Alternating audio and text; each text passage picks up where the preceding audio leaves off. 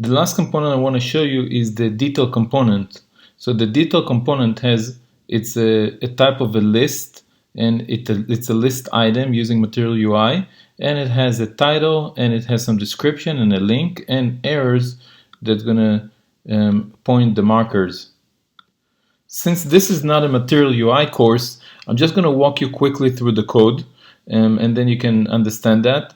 In terms of the JSX, what I've done is I wrapped a div element.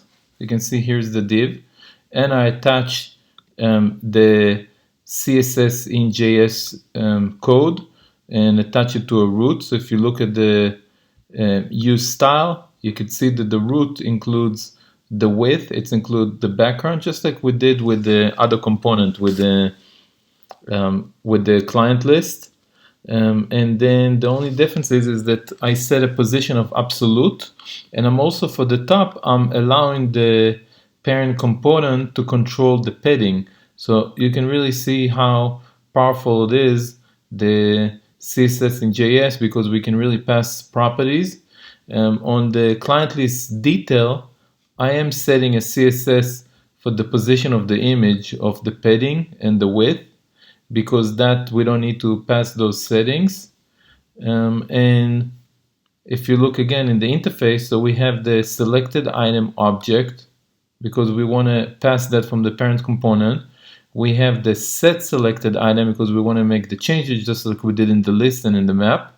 And we need the data, which is the client object, and the padding top. And then if you look at the client widget, we're just setting the selected item to the selected item state.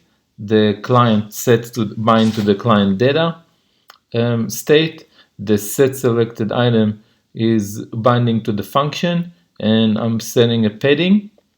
Now back at the client list detail TypeScript, the only thing really I need to do is I need to create that list. So you can take a look at the Material UI and see how I build it. I put a list item with a button to the to the left. I use the chevron left icon button style for Material UI icons, and I set a button to the right, and then in the middle I just use the typography from the Material UI to create the detail and just bind it to the selected item. And in the methods for the previous and next, what I'm doing, I'm just checking the state of the index.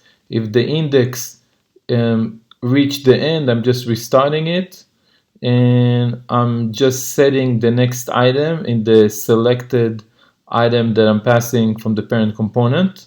You can see it here. So just take a look at the code. It's straightforward.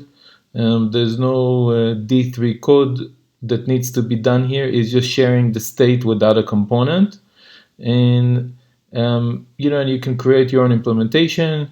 You can play around with it, have fun with it, and you could see we really were able to create an interactive resume and really share a state between component that using D3 and just straight React Material UI component.